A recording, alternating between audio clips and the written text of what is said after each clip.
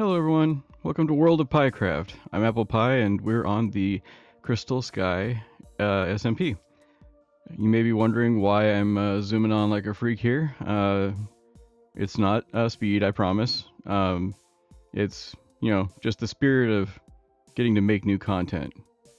And the fact that OBS unbound my microphone for an entire week of recording. So we're gonna do a magical voiceover commentary on this episode. We're adding this in post editing, so it's going to be a little bit off the cuff. But what we're working on first is a glow ink farm. Joining the server, I wanted to add something immediately to the economy that nobody else has, and I think people usually turn their nose up at glow ink, but it was actually a lot of fun to learn how to make this farm work. Learning how to make mobs spawn in certain areas is a lot of fun. So we put all this together. I read a tutorial first that had me putting this together at Y66. I don't even know why I followed that tutorial because, in 120 and above, glow squid only spawn below Y30. So I built an entire farm, sat there and watched it, realized nothing was happening, and then realized my mistake. So I covered it up, tore everything out of it, and brought it down here. We're in my mine right near my spider farm. This area is relatively safe. It took a while to dig out because it's in the middle of a mine shaft. So all of the different tunnels had to be blocked off, and there's a lot of torches in the area trying to keep the mob count down. These fence gates were definitely an exciting thing to do. I yet again went over to the wooded badlands to completely destroy an entire biome out of oak. And then I went and I got a bunch of spruce to get the next build we're going to do, probably next episode. And I ended up using all the spruce as well. So we're going to have to go axe chopping again, find us some Christmas trees. And there, you can see I just switched over to my spruce. It's a shame. Spruce is my favorite wood in the game. Being somebody who's obsessed with the medieval builds, that's kind of the way it works. But getting all of these in line with the fronts of them being a little bit offset to make the stacking of them difficult takes a little while. Got to build a collection area, make sure it doesn't taint the light. So now everything is built for the collection area, and we're almost to the point of being able to go, open all these fences and get things going, but I ran out of fence gates. I don't even know how, because I was able to work on the time before. Magical disappearing gates. They're probably sitting in a shulker somewhere. My shulker monster has gone insane. Make sure you've got a infinite water source when you get down to this. You fill the buckets up many times.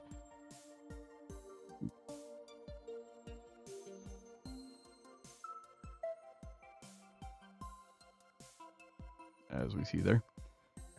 The whole idea of this is we're going to make the entire thing into one large source block, 15 by 9 source block, and the fences on the outside are going to allow the squids and loot and everything to fall down onto the kill pad there. I'm using kelp to make this sources. It's definitely interesting that when you make this L out of sources, it fills the entire thing.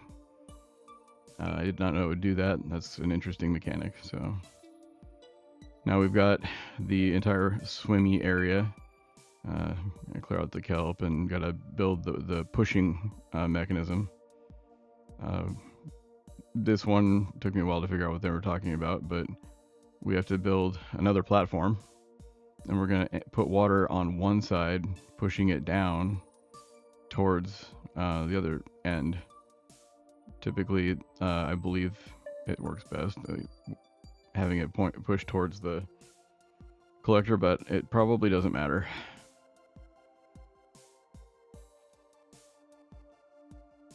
So as we can see now, we're starting to build the pusher. Just zoom our way along there. Close the trapdoor I used to stand on earlier.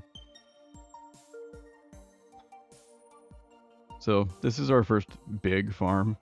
I've got all the iron farm and the basic gunpowder and sugar cane, so I can make rockets, and all of that's just basic needs for the game, and those are all taken care of. I can fly wherever I want to now. I bought a second elytra, so I have 2. I have about 15 shulkers, and essentially I'm set for the basics. So now it's time to build something, like I said, to contribute to the economy. And as of the recording of this, it's been relatively popular. I decided to be crafty, and I offered to let people pay in gold because of what we'll see with my next episode is I'm going to cure about 50 villagers. And making gapples is just a lot. It's 8 gold ingots per apple. There's a lot of math there, but it works out to I need a lot of gold. So I've got a little trading post now. I built a sandstone bazaar in the shopping district. You'll see where here in a few minutes when we take a mild excursion to the area. And then here we go with tinted glass. Set the light level to 0. This is amazing material. I did not realize it could do this. Just take some amethyst shards and glass and make this stuff that sets light 0. And we're now ready to go give it a shot. Let's clean up the area around it, make the collection chamber. Zoom, zoom, zoom. So now you can get to the thing via ladder whenever we need to loot them. And I'm not going to spoil the surprise, but the farm does a pretty good job on its first run through. So the key to this whole thing is just like any other of the any of the mob farms. You've got to get a AFK platform like 115, 120 blocks above the bottom of the farm so that nothing in the Y levels below that can spawn, and it keeps the mob count low. So here I'm starting at Y 20 and going up 115 or 100. I go up 110. This is kind of a boring build, but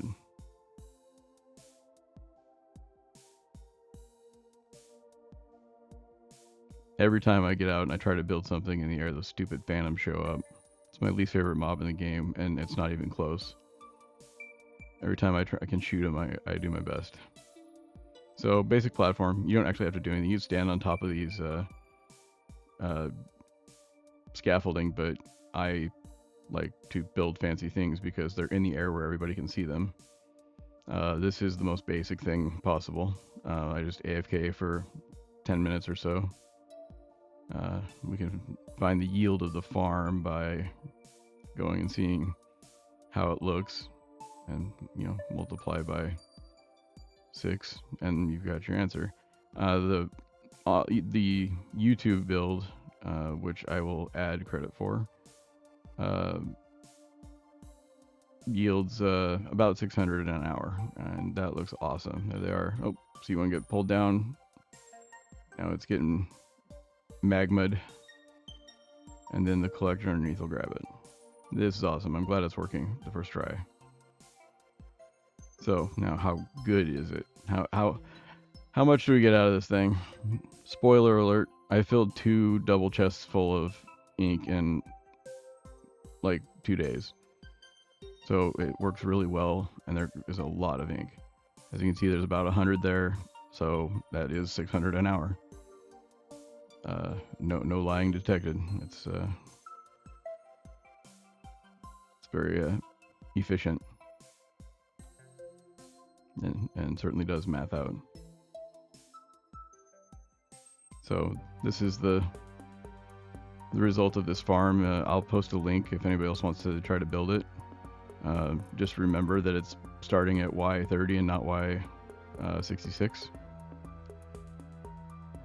So now we've got to go deal with some political business. I'm going to be starting a shop soon, so as part of the continuation of the book club from before, I'm going to go make my own little Boston Tea Party. I'm going to take a bunch of barrels, and I'm going to fill them with kelp renamed as tea, light them on fire for show, and leave a message in the middle of the shopping district. The message being, go Google what the Boston Tea Party was, and figure out the cryptic notes that I've left. So this is my first protest to the taxes. They've added taxes since the new people have joined. The batch of 10 that joined with me, or batch of 9 that joined with me. I think the tax is up to a diamond block, I think, per month. Regardless, I feel that that's a bit much. I'm not sure what the tax money does. These are all a recipe for disaster. So I've got all my goodies. Let's go ahead and head over in the cover of night to the shopping district.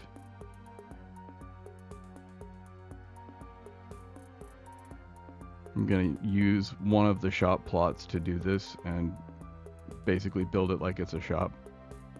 And then whenever the tax people come around and see burning barrels instead of a tax box, that is hopefully the message that they'll get. But we always gotta sleep. Sleep is good for you. I'm not sure how I know that, but it is. And so now we're testing to see, can we put this in the middle of the street? The answer is a resounding no. It's lower slab, so I guess we'll go back to our original plan and put it up in the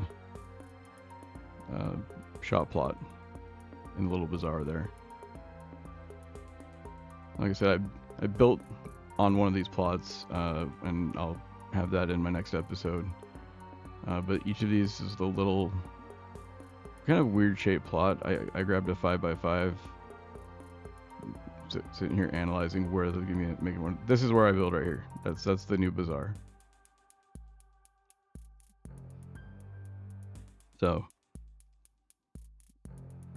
apparently there's lots to decide on which spot to use, but this one is the most obvious. It's right in the front. Everybody can see it. So I think this definitely is where we need to start.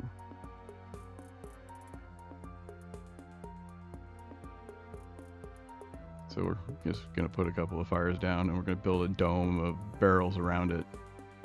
So that way it looks like it's smoking, and it's kind of an interesting thought. Barrels full of leaves getting burned,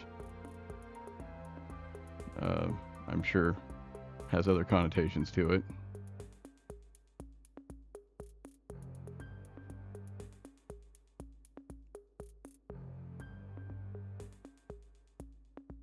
But this ends up looking really cool because the way they're stacked and the way they're steaming, it looks like they just kind of got thrown onto a fire, which is exactly the vibe I was looking for. That's how I would imagine it being if they burned the tea instead of throwing it into the harbor.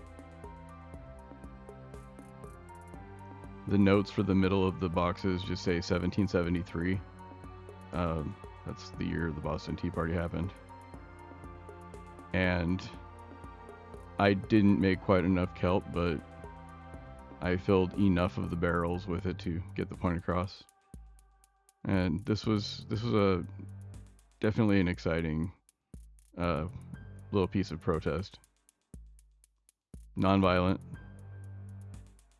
It's not going to cost anything really for the people that are doing the taxes, but it at least lets them know that we're not happy about it. Assuming they Google 1773 NT.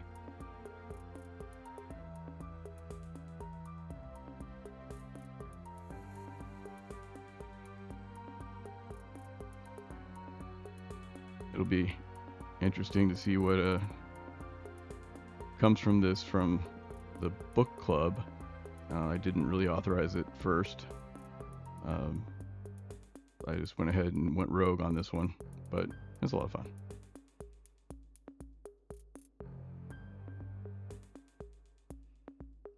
And you gotta leave signage to let them know what's going on. I put originally no taxation without representation because, well, that's the entire point, but I figured that was too derivative, and I copied a little bit too much from American history. So after I got done with this and finished filming, I went ahead and removed the bamboo signs because I figured they can take the hint without those. It's not too obvious. Alright, let's slow down to a normal speed here. Got a little bit of overlap, but we're going to put up a sign and replace the one that was already there that said, "Feel free to build at this place." We're gonna make a small edit just to make sure we drive the point home of what we're doing here.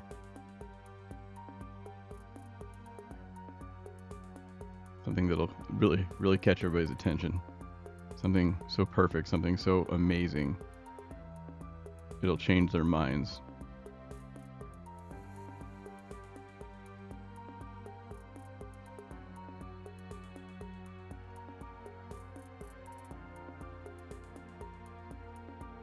Nailed it.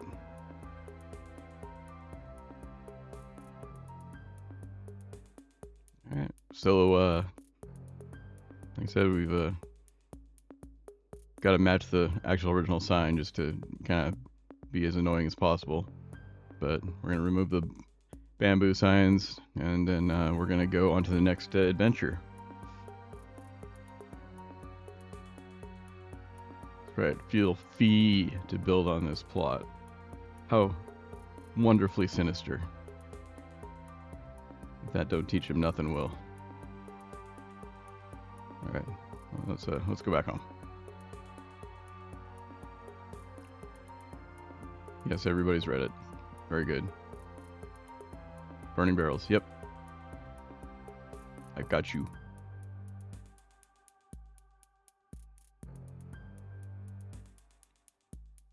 Alright, so what does everybody need at their base? Everybody needs a horse. Whether they know it or not, they need a horse. I like to subscribe to a lot of B-Dub's philosophy, because him and I are of similar age range. So let's find a horse. I had to scout quite a ways out to find a plains biome. Looks like I'm about 1,500 blocks away. The problem with this is that what I had to fly over to get here was definitely not an ideal route home. So we're going to whichever of these magnificent beasts we pick, and apparently I don't have to tame them. They all just go straight to docile, and I don't know why. That would have been the best one to take so far. I ended up taking one with a slightly lower stats.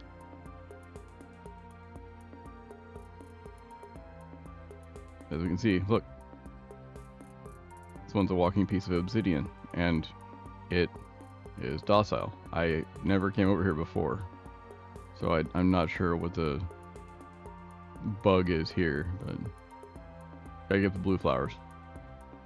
Gotta dye our shulkers. I sort my shulkers by color. So like red is something I'm preparing to send to storage. Yellow is something I'm putting together for a project. Blue is for sorting things. So that's how on my other server, I've got a couple of 100 shulkers, and they're all magenta and every possible color. Oh look, here he is. Introducing everybody to Omega-ish. He's not the greatest horse. Doesn't have the best stats. But he's my horse now. He's a good first horse. Diamond armor. Let's start our adventure back.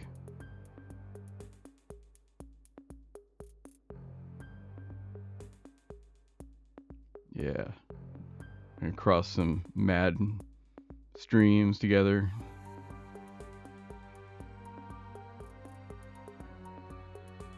Ride through the rugged savannah, through a number of villages together. And now realize that we have to start going across water. My horse is better than yours. But we have to check anyway. My question is, was I really willing to abandon the horse I brought here if that one was better? Yes, the answer is yes. So we got across right there. That's the shortest route. So yep, you gotta go in the pit. And we're gonna build a bridge.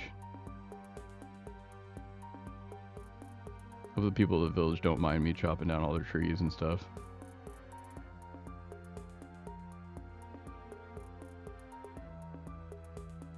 Kind of a sad waste of acacia wood. I'm not gonna go back and destroy the bridge when I'm done. I'm just gonna leave it. I'm sure that'll be a problem later. But now we can head our way back west. This is the major bridge between the landmass that my base is on and where I was, and what's in between me and home is this massive mangrove jungle. And I immediately regretted the decisions I made. I could, but I don't want to bridge all the way across that over there, so we're gonna try our hand in the woods here. It can't be too bad. Mostly just mud, right? For the most part, or for the first part, that's actually correct. Just mud. Nothing major. But then we get to the water part. And this swamp area over here is all water. So trying to traverse through the shallow parts, trying to keep the horse from having to swim. It's difficult, but partially can be done. Like right here being one block deep, it's not bad. But then you get past that, and of course your horse sinks and you have to fall off of it. Good news is the horse floats to the surface and you can get on and you can go a few more blocks. And then you get kicked off, and then you have to get on and get a few more blocks. I didn't show the entire trip home because I spent an embarrassing amount of time falling off and moving 2 blocks, falling off and moving 2 blocks. I crossed a very large peninsula, or I go around it in the water, and end up having to sleep multiple times in between just because I maybe go 30 or 40 blocks and the 20 minutes is over. So now we're in the savannah again. This is actually the same savannah biome that we were in way back before. It's relatively large, but it spanned the water, which is the problem that I had. Had I turned left at the village, I could have come up and crossed in the narrows, but I did the mangrove anyway. We survived. Everybody's happy and healthy. Got a horse. With Elytra, I'm not entirely sure how often the horse is going to find work, but it's still something that I feel like I always have to get, is have a good horse waiting by the front gate here in his little pen.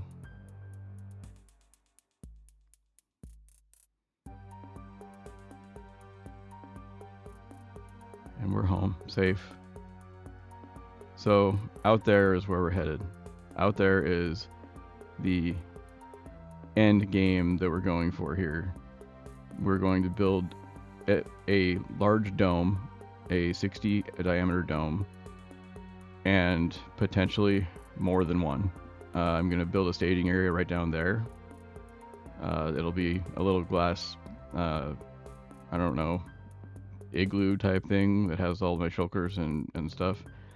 And, you know, with depth strider and respiration and everything, I plan on evening out the bottom of the ocean before I start so that I can build a dome out of sand and drop it. See Grian's first episode in season 6 of Hermitcraft, how he built the sand or built the ship in a bottle. It's going to be a similar concept to that. So thanks for stopping by. Bye bye.